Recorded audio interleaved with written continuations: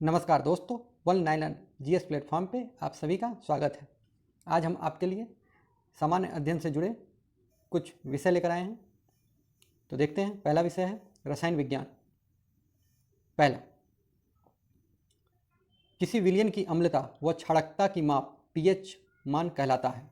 Number 2, यदि विलयन अम्लीय है तो पीएच 7 से कम होगा, यहाँ कम होना चाहिए।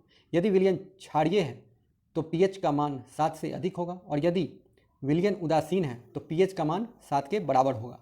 नंबर 3, वर्षा के जल का पीएच मान 6 होता है। दोस्तों, ये जितने भी पॉइंट्स हैं, ये जो सूचनाएं हैं, ये सभी या तो परीक्षा में आई हुई हैं या आने की संभावना है। तो आइए आगे देखते हैं। नंबर 4, समुद्री जल का पीएच मान 8.5 होता है। नंबर 5, मानव यूरिन का पीएच मान 4.8 से 8.4 के बीच होता है। नंबर 6, रक्त प्लाज्मा का पीएच मान 7.35 से 7.45 के बीच होता है। नंबर 7, पौधों की वृद्धि के लिए मृदा का पीएच मान 6 से 7 के बीच होना चाहिए। नंबर 8, विरंजक चूर्ण या जिसको ब्लीचिंग पाउडर भी कहते हैं, उसका सूत्र है CaOCl2 और यह एक मिश्रित लवण का उदाहरण है।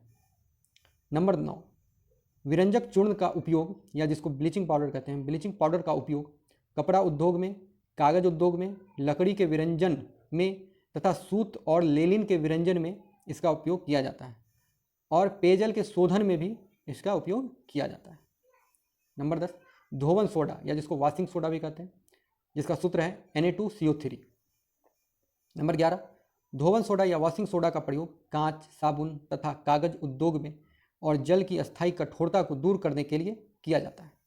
नंबर 12, बेकिंग सोडा या जिसको खाने वाला भी सोडा कहते हैं, NaHCO3। नंबर 13, बेकिंग सोडा या खाने के सोडा का प्रयोग ब्रेड या केक को हल्का तथा मुलायम बनाने के लिए किया जाता है। नंबर 14, हैलोजन सबसे छोटा और सीजियम सबसे बड़ा तत्व है। यदि कहीं पूछा जाता है कि इनमें से कौन सबसे छोटा तत्व है और कौन सबसे बड़ा तत्व है, तो हैलोजन सबसे छोटा और सीजियम सबसे बड़ा तत्व है। आगे देखते हैं। नंबर 15, प्लूटोनियम अत्यधिक विषैली धातु है, इसलिए इसका परमाणु बम में उपयोग किया जाता है।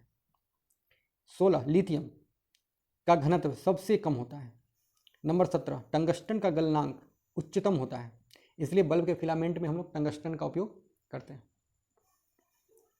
और हमारा दूसरा विषय आज का भारतीय संविधान एवं राज्य व्यवस्था। तो देखते हैं। नंबर पहला, संविधान के भाग 5 में अध्याय 1 का संबंध संघ की कार्यपालिका से है। नंबर 2, संविधान के अनुच्छेद 52 में कहा गया है कि भारत का एक राष्ट्रपति होगा। नंबर 3, संविधान के अनुच्छेद 53 में 53 में कहा गया है कि संघ की कार्यपालिका शक्ति राष्ट्रपति में निहित होगी और वह इसका प्रयोग इस संविधान के अनुसार स्वयं या अपने अधीनस्थ अधिकारियों के द्वारा करेगा। नंबर 4, संविधान का अनुच्छेद 54 राष्ट्रपति के निर्वाचन से संबंधित है तथा कहा गया है कि चुनाव में कौन कौन भाग लेगा। जैसे उदाहरण के तौर पर देखते हैं, संसद के दोनों सदनों के निर्वाचित सदस्य अर्थात राज्यसभा और लोकसभा के जो निर्वाचित सदस्य हैं वही इसमें भाग लेंगे, मनोनीत नहीं। राज्यों के विधानसभा के निर्वाचित सदस्य, यानी कि जहाँ हर राज्य में जो विधानसभा है वहाँ के निर्वाचित सदस्य भाग लेंगे, लेकिन मनोनीत वहाँ के भी नहीं लेंगे। तथा दिल्ली राष्ट्रीय राजधानी क्षेत्र एवं पुडुचेरी संघ राज्य क्षेत्र की विधानसभाओं के भी निर्वाचित सदस्य यहाँ के भाग लेंगे इस राष्ट्रपति के चुनाव में। नंबर 5, संविधान का अनुच्छेद 55 राष्ट्रपति के निर्वाचन की रीति से संबंधित है, अर्थात निर्वाचन की प्रक्रिया क्या होगी, मतलब कैसे चुनाव कराया जाएगा। नंबर 6, राष्ट्रपति के चुनाव नामांकन के लिए कम से कम 50 प्रस्तावक और 50 अनुमोदक की आवश्यकता होती है, कम से कम। नंबर 7, राष्ट्रपति के चुनाव में जमानत राशि 15,000 रुपया होती है। नंबर 8, राष्ट्रपति अपना त्याग पत्र उपराष्ट्रपति को सौंपता है। नंबर 9, राष्ट्रपति के पद त्यागने की सूचना उपराष्ट्रपति सबसे पहले लोकसभा अध्यक्ष को देगा। और आज का अंतिम है नंबर 10, संविधान के अनुच्छेद 57 के अनुसार कोई भी भारतीय नागरिक और सीमित बार राष्ट्रपति बन सकता है। दोस्तों, कल फिर हम सामान्य अध्ययन से जुड़े कुछ महत्वपूर्ण सूचना लाएंगे, इसके आगे कंटिन्यू करेंगे। तब तक के लिए धन्यवाद।